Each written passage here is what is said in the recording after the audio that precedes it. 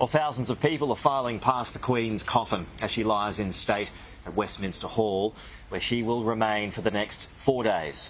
The King led a procession of the coffin as it made its way along the Mall on a gun carriage to the Palace of Westminster. These live pictures coming to us now from the Westminster Hall. Brothers William and Harry joined the King and the rest of the Queen's children in scenes echoing their mother's funeral 25 years ago.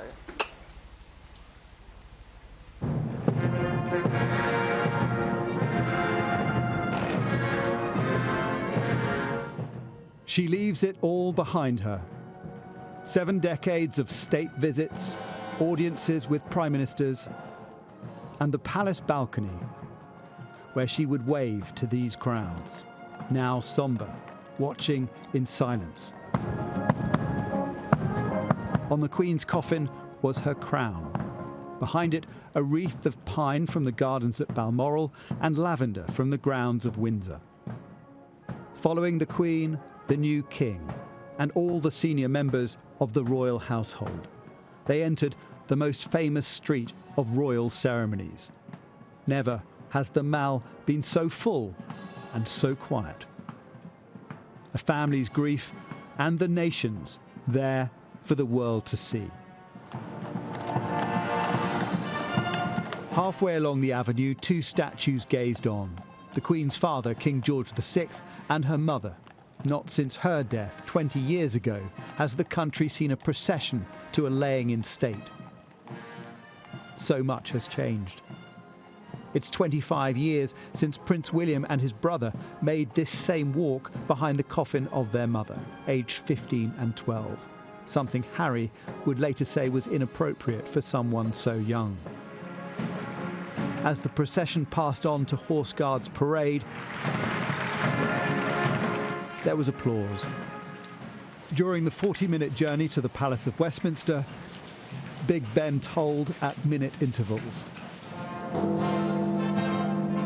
The procession made its way past the cenotaph, where some of the family saluted the memorial to fallen soldiers. An hour before the event, the City of London released a statement warning that viewing areas were full. Some who travelled long distances were turned away, and many could only get a limited view. The crowds back to the barriers are metres deep, and everybody here has their own story with the Queen, which is collectively coming to an end. And that is the pull for so many people, just to witness this momentous final chapter, to be able to say they were here, they saw it. It's when the casket went past with the crown on top. And you sort of heard, everyone just gasped a bit, and it was like, it's a funny feeling, I suppose, yeah. They did gasp. Yeah. That's what it was like. Yeah, Everybody did it at the same time. For me, it was emotional, and I was a bit somber. Yeah. Even now, I'm getting a bit emotional. So, yeah, it was part of the history. I'm part of the history, so it's nice to be there. Barra party, slow, march. The Queen's Company 1st Battalion Grenadier Guards carried the Queen from the gun carriage to Westminster Hall, their Commander-in-Chief. Also a military wife, mother and grandmother, and the first female royal to join the armed services.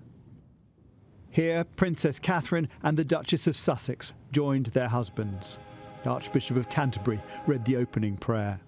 O God, the Maker and Redeemer of all mankind, grant us, with thy servant Queen Elizabeth. King Charles faced the coffin in this last moment with his mother until the funeral on Monday.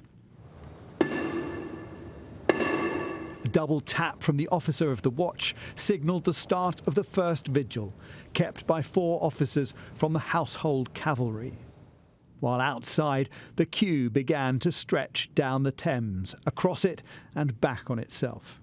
The public in waiting.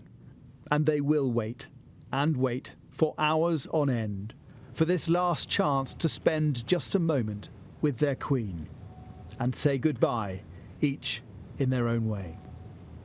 Jason Farrell, Sky News.